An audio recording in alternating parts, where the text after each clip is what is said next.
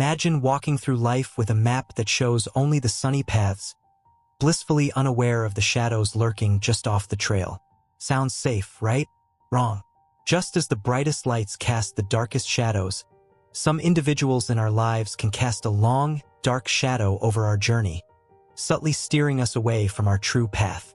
What if I told you that recognizing these individuals is not only possible but crucial for navigating life's complexities with your spirit and direction intact?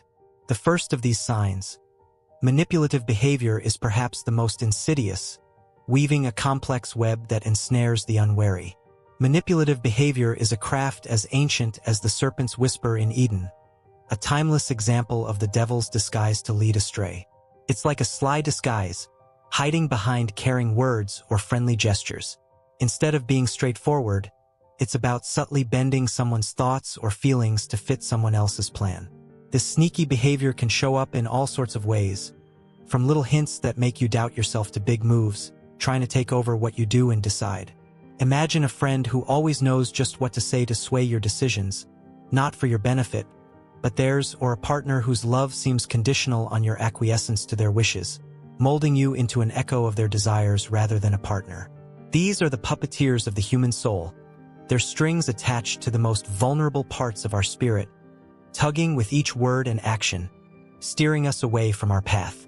The wisdom of ancient philosophies and religious teachings has long cautioned us against such influences. In Buddhism, for instance, the concept of right speech, one of the steps in the Noble Eightfold Path, teaches the importance of words that are truthful, harmonious, and beneficial for fostering goodwill and understanding. Manipulative behavior stands in stark contrast to these principles, rooted instead in deception and self-interest. Consider the parable of the two wolves within us, one representing virtues such as kindness, bravery, and love, and the other embodying greed, hatred, and fear. The wolf that wins is the one we feed. In the context of manipulative behavior, we are faced with the choice of which wolf, in other words, we empower through our responses, and which aspects of our own character we nurture in reaction. To navigate away from the snares of manipulation, one must cultivate discernment, a quality highlighted in many spiritual teachings. Discernment allows us to see beyond the surface, to question the motivations behind words and actions, and to trust our intuition when something feels amiss. It involves a delicate balance of openness and skepticism, a dance between trust and caution. This first sign is a reminder to stay vigilant, to listen closely, not just to the words spoken, but to the intentions behind them, and to always strive for authenticity in our interactions. Sign 2, lack of empathy. Empathy, the ability to understand and share the feelings of another, is the cornerstone of genuine human connection and compassion. Its absence, therefore, reveals a chilling void, a space where the warmth of human kindness should reside, but instead is replaced by a cold indifference to the suffering and joy of others. The absence of empathy in an individual can be as perplexing as it is disheartening. It's like witnessing a mirror that reflects nothing back, leaving one feeling unseen and unheard. This lack of emotional reciprocity creates a one-sided relationship where one's needs and feelings are consistently invalidated or ignored. Such behavior can have a profound impact on our well-being, slowly eroding our self-esteem and sense of worth. In exploring the concept of empathy and its absence, it's intriguing to delve into the ideas of the philosopher David Hume. Hume, an 18th-century Scottish philosopher, pondered deeply on human nature and the sources of our moral sentiments.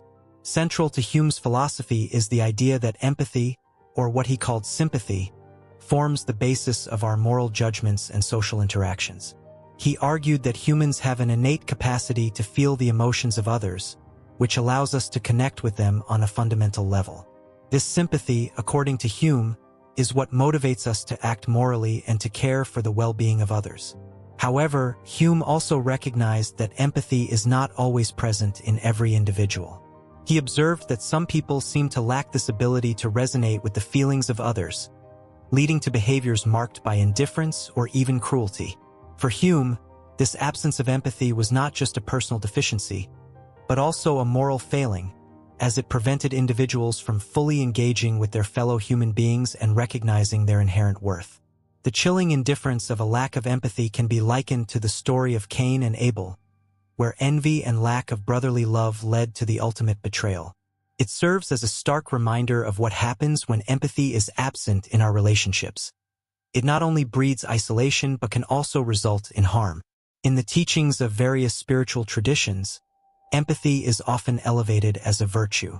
The Golden Rule, found in some form in nearly every ethical tradition, urges us to treat others as we ourselves would like to be treated. This universal principle is predicated on the ability to empathize, to imagine oneself in another situation, and to act from a place of understanding and compassion. The person devoid of empathy sees others not as subjects in their own right, with their own feelings, needs, and desires, but as objects to be used, manipulated, or ignored according to their own whims. This objectification of others is a red flag, signaling a relationship dynamic that is fundamentally unbalanced and unhealthy. It is essential, then, to cultivate environments and relationships where empathy is not only valued, but practiced.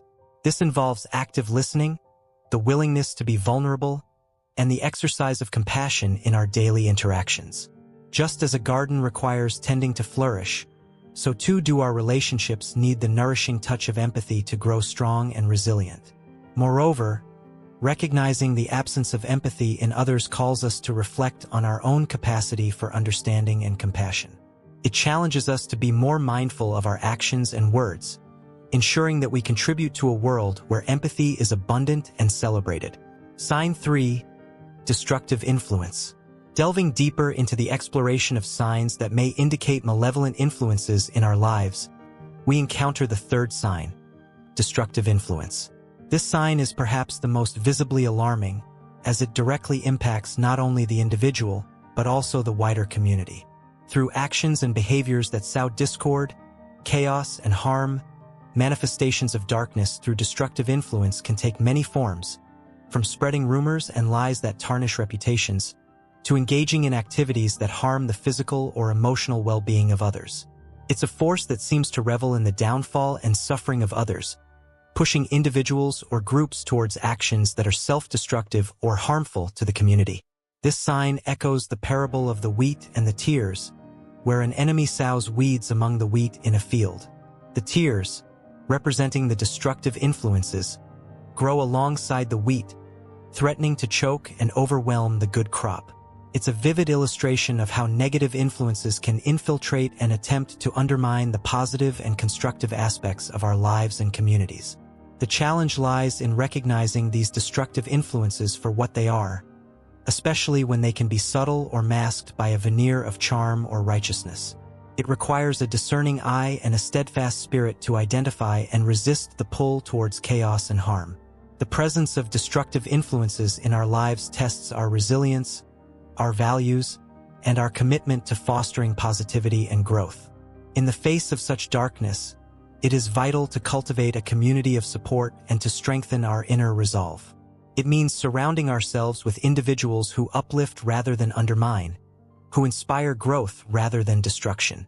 It is also a call to introspection, to examine our own actions and choices, ensuring that we are not unwittingly contributing to the spread of negativity and harm. Moreover, combating manifestations of darkness requires a collective effort. It involves fostering environments where honesty, integrity, and kindness are valued and practiced. It means speaking out against injustice and harm, supporting those who are vulnerable, and working towards solutions that bring healing and reconciliation. In St. Thomas Aquinas' renowned work, Summa Theologica, Aquinas delved into various aspects of ethics and morality, providing insights into human behavior and the nature of good and evil. One of his notable concepts, relevant to the discussion of destructive influences, is the notion of vice and virtue. Aquinas proposed that human actions are guided by virtues, which incline individuals towards good behavior, or vices, which lead them astray.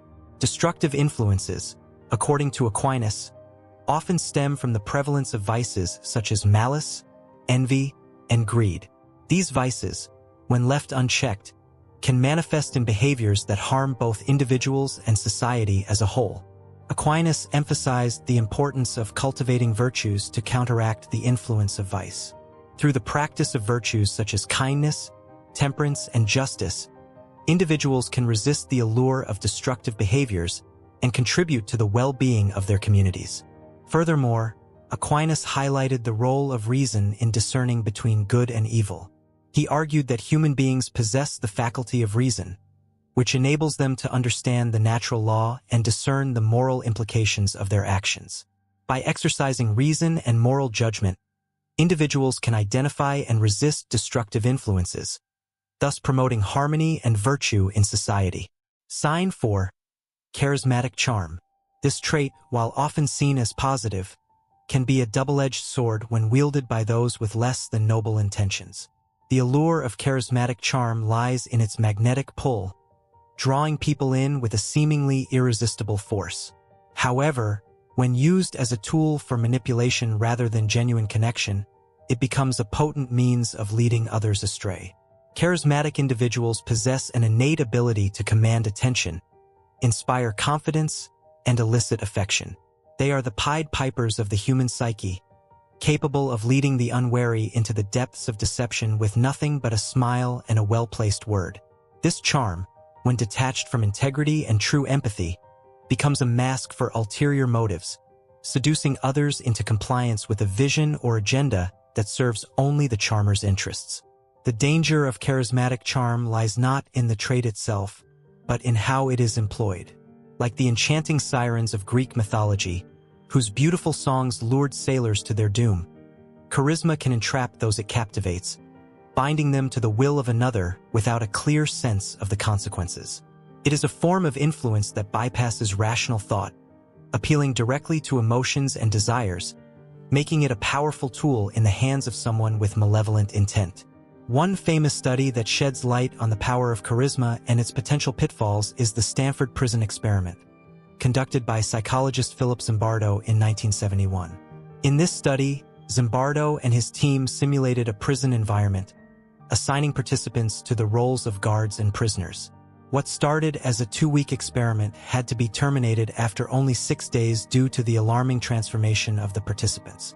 The guards, who were not given any specific instructions on how to behave, quickly adopted authoritarian and abusive behaviors towards the prisoners. Conversely, the prisoners became submissive and obedient, despite their initial resistance. This study highlighted how easily individuals can be influenced by the roles they are assigned and the authority figures they encounter. The guards' charismatic demeanor, coupled with their newfound power, led them to abuse their authority, while the prisoners succumbed to their charm and authority, even at the expense of their own well-being. The Stanford Prison Experiment serves as a stark reminder of the dangers of unchecked charisma and authority, illustrating how individuals can be swayed to act against their morals and better judgment under the influence of charismatic leaders. To navigate the treacherous waters where charismatic charm might lead us astray requires a blend of awareness and inner strength. It involves recognizing the difference between genuine connection, which nourishes and uplifts, and manipulative charm, which seeks to use and control. It means looking beyond the surface allure to discern the true intentions and values of those who seek to influence us. Drawing from the wisdom of spiritual traditions, we are reminded of the importance of discernment and the value of looking within for guidance. The Bhagavad Gita, for example, teaches the importance of self-awareness and the discernment of truth from illusion. In this context, discerning the nature of charismatic charm involves a deep understanding of one's own values and the strength to adhere to them, even in the face of persuasive influence. Cultivating relationships and communities where authenticity is valued over superficial charm is essential. It means fostering spaces where people are encouraged to be themselves, flaws and all, rather than performing to meet the expectations set by charismatic leaders. In these authentic spaces, genuine connections can flourish based on mutual respect and understanding rather than manipulation and control. Sign 5. Obsession with power. This is a particularly stark indicator of someone whose motivations might not only be self-serving, but also detrimental to the well-being of those around them. An obsession with power manifests through a relentless pursuit of control, authority, and dominance over others, often at the expense of ethical considerations and the welfare of the community. Individuals who exhibit an obsession with power view relationships and interactions through the lens of hierarchy and dominance. They are often driven by a deep-seated need to assert their superiority and control over others, seeing people as pawns in their quest for increased status and influence. This approach to life is antithetical to the principles of mutual respect, equality, and compassion that form the foundation of healthy and harmonious societies. This relentless pursuit of power can lead to a variety of harmful behaviors, including exploitation, manipulation, and even coercion. It undermines the fabric of trust and respect that binds communities together, replacing it with fear, suspicion, and division. The dynamics of power obsession can be seen in historical figures who sought to conquer and dominate at all costs, leaving a trail of destruction in their wake. It serves as a cautionary tale of the perils of allowing such ambitions to go unchecked. Spiritual traditions across the world have long cautioned against the dangers of power obsession. In Christianity, for example, Jesus taught the value of humility and service over the pursuit of power, exemplified by his washing of the disciples' feet, a radical act of leadership through service. Similarly, in Taoism, the concept of wu wei or non-action emphasizes the power of yielding and the strength in softness, suggesting that true influence comes from being in harmony with the natural flow of life rather than imposing one's will upon it. Niccolò Machiavelli, living during the Renaissance period in Italy, Machiavelli observed the political machinations of his time and distilled his observations into works such as The Prince and Discourses on Livy. Machiavelli's insights into power were pragmatic and often cynical, emphasizing the importance of ruthless tactics and manipulation in maintaining control. He famously argued that it is better for a ruler to be feared than loved, suggesting that the pursuit of power sometimes requires sacrificing moral considerations for the sake of political stability. In Machiavelli's view, individuals driven by a relentless pursuit of power would stop at nothing to achieve their goals, even if it meant resorting to deception, cruelty, or betrayal. He understood that the quest for dominance could lead to exploitation and manipulation, ultimately undermining the cohesion of society. To guard against the corrosive influence of power obsession, both in ourselves and in those around us, it is essential to cultivate a culture of accountability, transparency, and shared leadership. This involves recognizing the inherent worth and dignity of every individual, promoting inclusivity, and valuing the contributions of all members of the community. It also means being vigilant to the signs of power imbalance and taking action to address them, ensuring that leadership serves the common good rather than personal ambitions. Developing personal qualities such as humility, empathy, and self-awareness can also serve as antidotes to the seductive lure of power. These qualities encourage us to view leadership as a responsibility to uplift and serve, rather than an opportunity to dominate and control. They remind us that true strength lies in empowering others, fostering a sense of community and collective well-being. Sign 6. Temptation of others. This sign is a reflection of an individual's intent to lead others away from their paths of integrity, pushing them towards choices or actions that compromise their moral or ethical standards. Temptation, in this context, is not about the minor enticements of daily life, but rather the profound and often deliberate efforts to sway someone into acting against their better judgment for the tempter's benefit. Those who tempt others exploit vulnerabilities, desires, and weaknesses, presenting choices that seem to offer immediate gratification or short-term gains, while obscuring the long-term consequences. This manipulation is akin to the classic tale of Faust, who was tempted by Mephistopheles with knowledge and power at the price of his soul. The story serves as a timeless metaphor for the dangers of sacrificing one's principles and the essence of one's spirit for fleeting pleasures or gains. The act of tempting others away from their moral or ethical compass can deeply erode trust, relationships, and the fabric of communities. It introduces doubt, guilt, and often a sense of betrayal, not just towards the one who tempts, but towards oneself for succumbing to the temptation. It's a dynamic that can profoundly impact an individual's sense of self and their relationship with their moral and ethical beliefs. Spiritual and philosophical traditions provide guidance on resisting temptation and understanding its nature. Buddhism, for instance, speaks of the middle path, which encourages balance and mindfulness to avoid the extremes of self-denial and self-indulgence. This teaching suggests that understanding our desires and their roots can empower us to make choices that align with our deepest values and truths. To counteract the influence of those who might tempt us towards paths that betray our core values, a strong sense of self-awareness and a commitment to one's principles are essential. Cultivating an environment of mutual support and open communication can also help individuals recognize when they're being led towards potentially harmful choices. It is through community and shared values that the strength to resist such temptations is bolstered. Additionally, fostering resilience against temptation involves acknowledging our vulnerabilities and working proactively to address them.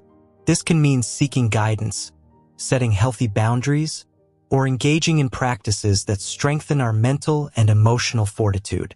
It's about knowing that it is okay to seek help and that doing so is a sign of strength, not weakness. One interesting aspect to explore in relation to temptation is the role of advertising and marketing in modern society. Every day, we are bombarded with advertisements that appeal to our desires, promising happiness, success, and fulfillment through the acquisition of products or experiences.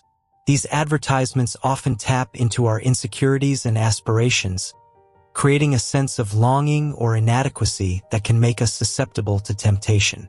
In this way, advertising can be seen as a form of temptation, subtly influencing our choices and behavior in ways that may not always align with our values or best interests. It can be challenging to resist these temptations, especially when they are presented in such persuasive and appealing ways. However, by becoming more aware of the tactics used in advertising and marketing, we can develop greater discernment and resilience against temptation. This might involve questioning the messages we encounter, considering the true motives behind them, and evaluating whether they genuinely serve our needs and goals. By understanding and recognizing these 6 signs, we equip ourselves with the knowledge to navigate the spiritual and moral complexities of our lives. I hope you enjoyed this video. If you did, feel free to subscribe to my channel. Thanks for watching.